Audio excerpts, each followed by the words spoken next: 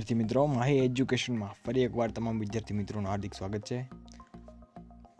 Last લેક્ચરની અંદર આપણે ધોરણ 12માં યુનિટ નંબર 4નું રીડ 1 ધ એડજસ્ટમેન્ટ એટલે કે અનુકૂલન એના વિશે વાત કરતા હતા. લાસ્ટ લેક્ચરની અંદર જોયું હતું આપણે સ્ટોરી જોઈ હતી, ત્યારબાદ તેના કેટલાક યુઝફુલ વર્ડ્સ જોયા હતા. ત્યારબાદ આપણે એ પાર્ટની શરૂઆતનો સ્ટાર્ટિંગનો જે પોર્શન છે એના વિશે માહિતી મેળવી હતી. તો એની અંદર આપણે જોયું હતું કે નાના અને નાની વચ્ચેનો સંવાદ કઈ રીતનો છે, નાના અને નાની વચ્ચેનો પ્રેમ કઈ રીતનો છે.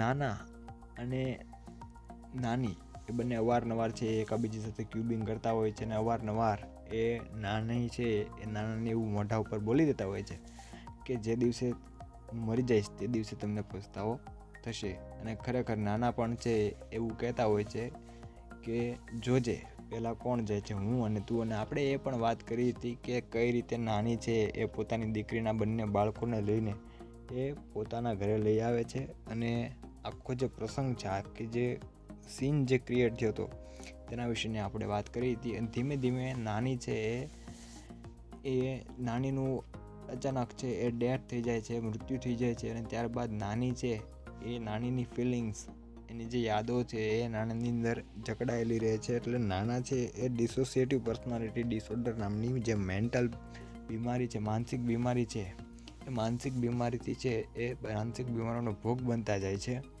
અને ધીમે ધીમે એ કેવા પ્રસંગો બને છે એના વિશેની વાત એ આપણે લાસ્ટ લેક્ચરની અંદર છે એ કરી ચૂક્યા હતા. એક પ્રસંગ છે આપણે લીધો હતો કે જેની અંદર છે એ એના જે દીકરા છે એ નાના રૂમમાંથી નાનીની તમામ વસ્તુઓ જે બિલોંગિંગ્સ છે એની જે સાધન સામગ્રીનો હટાવવાનો પ્રયત્ન કરે છે જેથી નાના છે એની માટે રૂમ લિવેબલ થઈ શકે, રહી શકે તેવો થઈ શકે. તો ત્યારે નાના એવું એને કહે છે કે જો તમે તેની બેડ લઈ જશો, બરાબર, બેડ લઈ જવા માટેનો ઇનકાર કરે છે અને એવું કહે છે કે જો તમે એની બેડ લઈ જશો તો નાની છે સુવા માટે ક્યાં જશે. ત્યારે છે એ જે છોકરો છે થોડોક ચોંકી જાય છે, સ્તબ્ધ થઈ જાય છે. અને પછી આગળ ઘટના શું બને છે એના વિશેની આજે આપણે વાત કરવાની છે. તો ચાલો સ્ટાર્ટ કરીએ. Unit number 4 read 1 the adjustment.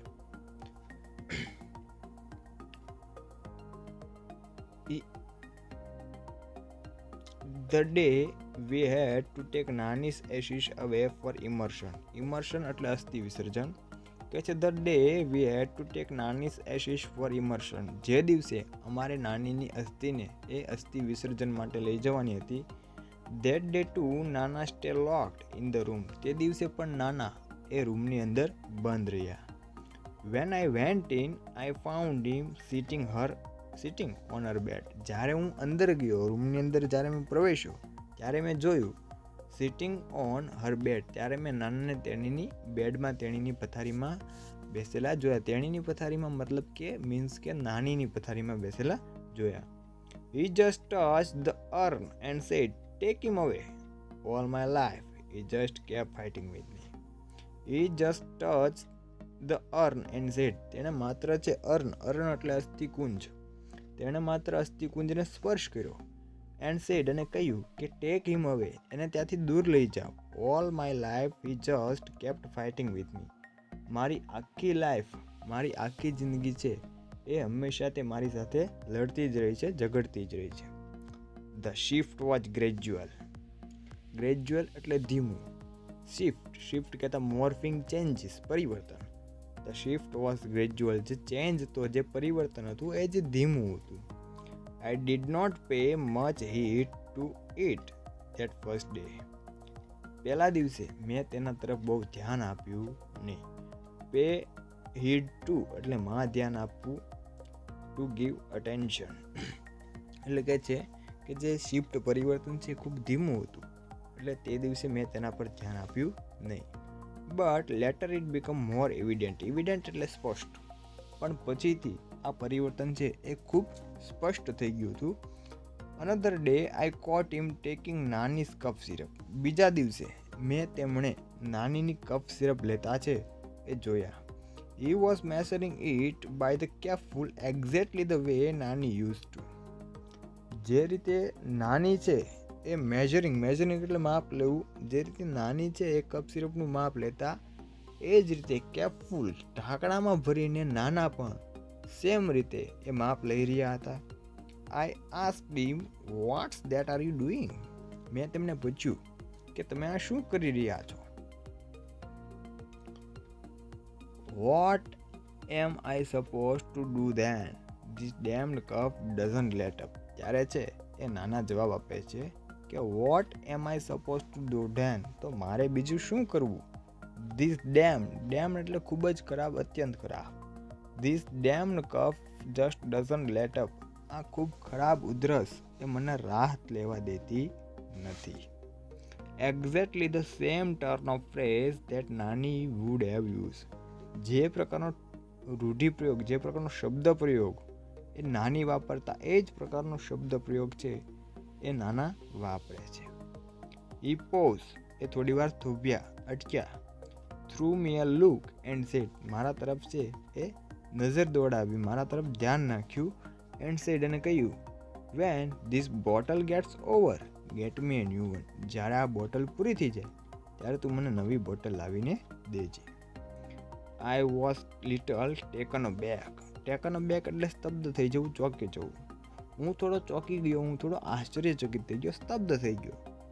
આ શું કામ સ્તબ્ધ થઈ ગયો? કે આઈ હેડ નેવર હર્ડ હિમ કફિંગ. મેં ક્યારે પણ એને ઉધરસ ખાતા જોયા નહોતા. But this was nothing compared to the shock he give me a few days letter. પણ થોડા દિવસ પછી જે મને શોક આપ્યો, આઘાત આપ્યો, એની સરખામણીમાં આ શોક, આ આઘાત એ કશું જ નહોતું. આઈ ટોલ્ડ હિમ. કયો આઘાત એની વાત કરે છે? તો કે આઈ ટોલ્ડ હિમ, મેં તેમને કહ્યું, ના let's go to a salon. Salon એટલે કે વાણંદની દુકાન. મેં તેમને કહ્યું, ના ચાલો આપણે વાણંદની દુકાને જઈએ. You need a haircut. તમારે વાળ કપાવવાની જરૂર છે. I insist if you don't want to go then I will call a barber. Insist મતલબ કે આજીજી કરવી, વિનંતી કરવી. મેં તેમને રિક્વેસ્ટ કરી, વિનંતી કરી કે if you don't want to go, જો તમારે જવું ન હોય, ધેન તો I will call a barber, તો વાણંદને ઘરે બોલાવી આપો. He did not even bother to look at me this time. તેણે આ સમયે પણ મારા તરફ ધ્યાન આપ્યું નહીં. He began to shake his head. અને તેમણે એ પોતાનું માથું ધોણાવવાનું શરૂ કરી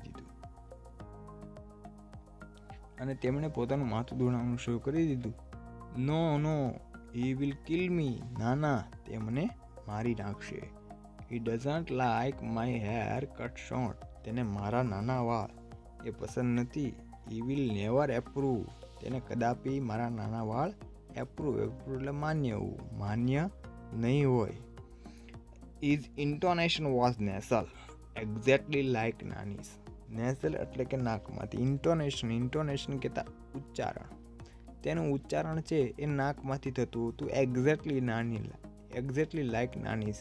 જે રીતે નાની પણ નાક દ્વારા એ ઉચ્ચારણ કરતા, નાકમાંથી બોલતા, તે રીતે નાનાનું પણ ઉચ્ચારણ છે સેમ વે, એક્ઝેક્ટલી એ જ રીતે નાનીની જેમ જ નાકમાંથી થતું હતું. It seems as if નાની who was speaking. અને એવું લાગતું હતું કે જાણે નાની એ બોલી રહ્યા હોય. I moved back a little worried. હું થોડો પાછો ફર્યો. A little worried. મને થોડી ચિંતા થવા લાગી.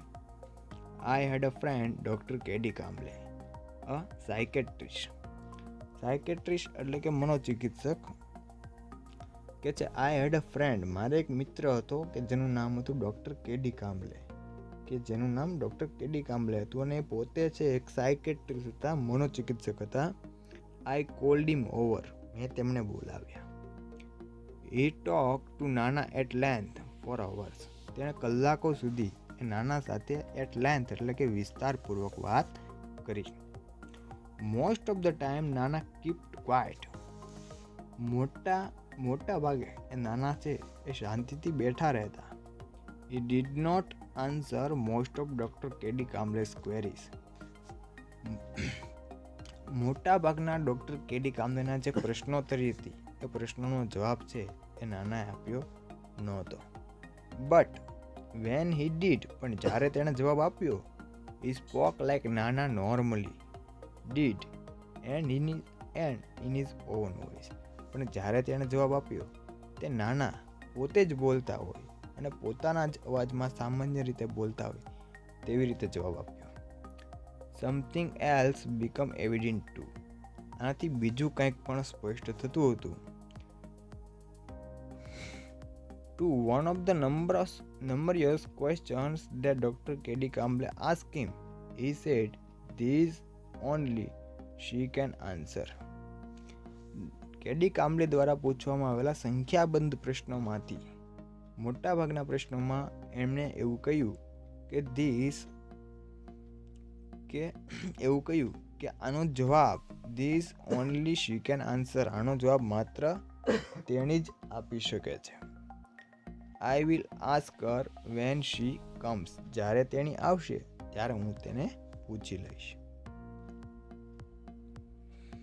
Doctor Kamble shot back, whereas she gone.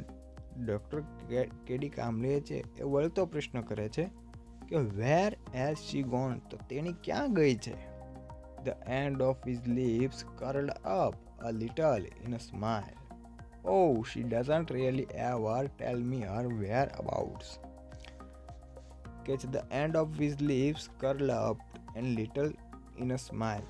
સ્મિતથી એના જે હોઠના જે અંતિમ છેડા છે એ થોડાક વળાંક લે છે અને બોલે છે, oh, she doesn't really ever tell me her whereabouts. તેણી ક્યાં જાય છે તે મને ક્યારે પણ કહેતી નથી, ક્યારે પણ જણાવતી નથી. When Nana left, Dr. K.D. Kamble said, "He does not perceive your Nani as dead." જ્યારે નાના જતા રહ્યા, doctor K D કામ્બલે said, doctor K D કામ્બલે અમને કહ્યું કે he does not perceive your Nani as a dead, કે એ તમારા નાનીની મૃત્યુ તરીકે, દેહાંત તરીકે છે એ સ્વીકારતા નથી. મતલબ કે એ એવું અનુભવે છે કે હજી નાની છે એ કેવા છે, હયાત છે, જીવિત છે. Yes began to live a double life. તેણે બેવડું જીવન જીવવાની શરૂઆત કરી દીધી છે. In fact, there is more of her and less of him.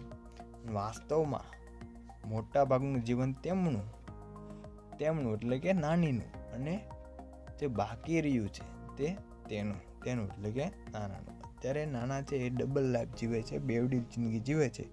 એમાંથી મોટા ભાગનું જીવન છે નાનીનું જીવે છે, અને ઓછું જે બાકી રહ્યું જીવન છે એ પોતે નાના તરીકે જીવે છે. Yes began to think of himself as a નાની. તે પોતાની જાતને નાની તરીકે વિચારી રહ્યા છે, નાની તરીકે માની રહ્યા છે. Whatever happens, it happens to her. તેમની સાથે જે બને છે તે તેણીની સાથે એટલે કે નાનીની સાથે પણ બને છે. She is the one who needs to be fed. તેણીને ભૂખ લાગી છે. She is the one who feels thirst. તેણીને તરસ લાગી છે. She is the one who feels the pain. તેણીને દર્દ થાય છે. And it is she who takes medicine. અને તેણીને દવાની જરૂર છે. She is the one who takes the medicines. તેણીને દવાની જરૂર છે. He only swallows the pills on her behalf. તે તેણીની વતી પિલ્સ દવાઓ પણ ગળી લેતા, દવાઓ પણ પી જતા. I drove the good doctor back to his home. હું એ સારા ડોક્ટરને ઘરે લઈ ગયો. He said that Nana was suffering from sort of dissociative personality disorder. તેમણે ડોક્ટરે મને જણાવ્યું કે નાના was suffering for the sort of dissociative personality disorder. Dissociative personality disorder એટલે બેવડું વ્યક્તિત્વ ધરાવતી બીમારી. તેમણે મને જણાવ્યું કે નાના એ બેવડું વ્યક્તિત્વ ધરાવતી બીમારી છે, તેનાથી પીડાઈ રહ્યા છે. The condition was little understood. પરિસ્થિતિ છે એ થોડી સમજી શકાય એમ હતી. He said, and there was no sure cure for it. એમણે વધુમાં એવું પણ કહ્યું કે આમના માટે કોઈ ક્યોર એટલે ઉપચાર, સારવાર, આમના માટે કોઈ ચોક્કસ સારવાર એ છે નહીં. He said, તેણે કહ્યું કે we will kept it at it do our best. અમે અમારો શ્રેષ્ઠ પ્રયત્ન કરવાની કોશિશ કરીશું. But at your Nana's age that kind of recovery is nearly impossible. પણ તમારા નાનાની ઉંમરે, આપણે આગળની લેક્ચરની અંદર વાત થાય કે નાનાની ઉંમર લગભગ છે 85+ હતી અને એના લગ્ન જીવનને પણ 50 વર્ષ થઈ ગયા હતા. લગે છે કે બટ એટ યોર નાનાસ એજ, પણ તમારા નાનાની ઉંમરે that kind of recovery is nearly impossible. લગભગ આ પ્રકારની રિકવરી છે, લગભગ આ પ્રકારની સારવાર છે, લગભગ અશક્ય છે. As I was about to leave he ask me. જ્યારે હું ત્યાંથી જવામાં જ હતો ત્યારે તેમણે મને કહ્યું કે ટેલ મી વન થિંગ, તમે મને એક વસ્તુ જણાવો કે how does it make any difference to your whether he is nana or think himself to be a nani. કે એ પોતાની જાતને નાના તરીકે અનુભવે છે કે નાની તરીકે અનુભવે છે, એનાથી તમને શું ફેર પડે? How does it change anything whether it's રાયતા by staying your Nana or refuse to it રાયતા by morphing into your Nani. એ તમને નાના બનીને રાયતું ખાય તો પણ તમને શું વાંધો, અને નાની બનીને રાયતું ખાવાની ના પાડી દે તો પણ તમને શું વાંધો? રિફ્યુઝ એટલે ના પાડવી, મોર્ફિંગ એટલે પરિવર્તન પામવું, બદલાવ થવો. Let him live is life any way he wants. તેમણે પોતાની જિંદગી જેમ જીવવી હોય તેમ જીવવા દો. I was late coming back home. હું મોડો ઘરે પાછો ફર્યો. But I did feel quite unburdened and lots of less worried by what K D Kamble had said. પણ કેડી કામ્બલે દ્વારા મને જે જણાવવામાં આવ્યું હતું તેના કારણે મને ઘણી બધી છે એ રાહત થઈ હતી અને મારી ચિંતા છે એ ઓછી થઈ ગઈ હતી. I thought the way Nana had made his adjustment with Nani, we too should make adjustment with him. મેં પણ વિચાર્યું કે જે રીતે નાના પોતાનું એડજસ્ટમેન્ટ, પોતાનું અનુકૂલન છે નાની સાથે સાધી રહ્યા છે, એ રીતે અમારે પણ નાના સાથે અમારું એડજસ્ટમેન્ટ છે, અનુકૂલન છે એ સાધી લેવું જોઈએ. I reach home. હું ઘરે ફર્યો. When I walk in to Nana's room to wake him up. જ્યારે હું નાનાને જગાડવા માટે તેમના રૂમમાં પ્રવેશ્યો. I found him sleeping in Nani's bed. ત્યારે મેં તેમને નાનીની પથારીમાં સૂતેલા જોયા. I lift the blanket to wake him up. મેં તેમને જગાડવા માટે બ્લેન્કેટ છે ધાબળો ઊંચો કર્યો. I was stunned. હું સ્તબ્ધ થઈ ગયો, ચોંકી ગયો. He was sleeping in Nani's dhoti and blouse. તે નાનીની ધોતી અને બ્લાઉઝમાં સૂતા હતા. તો આ હતી સ્ટોરી આપણા યુનિટ નંબર 4ની ધ એડજસ્ટમેન્ટની. સરસ મજાની સ્ટોરી છે, ગુલઝાર સાહેબે લખેલી છે. તમને હું આશા રાખું છું કે સમજવામાં પણ મજા આવી છે, તમને ભણવામાં પણ મજા આવી છે. ખાસ આમાંથી ક્વેશ્ચન આન્સર છે આવી શકે છે. અને જે ટાઇટલ છે તે એડજસ્ટમેન્ટ, એ ટાઇટલ ઉપરથી શોર્ટ નોટ પણ છે, એ ખાસ મહત્ત્વની છે. તો દરેક વિદ્યાર્થીને વિનંતી, વ્યવસ્થિત વારંવાર વિડીયો જોઈને આ લેક્ચર છે રિવાઇઝ કરીને એ પોતે છે એ વ્યવસ્થિત રીતે આ યુનિટ છે તૈયાર કરી નાખે. થેન્ક યુ વિદ્યાર્થી મિત્રો.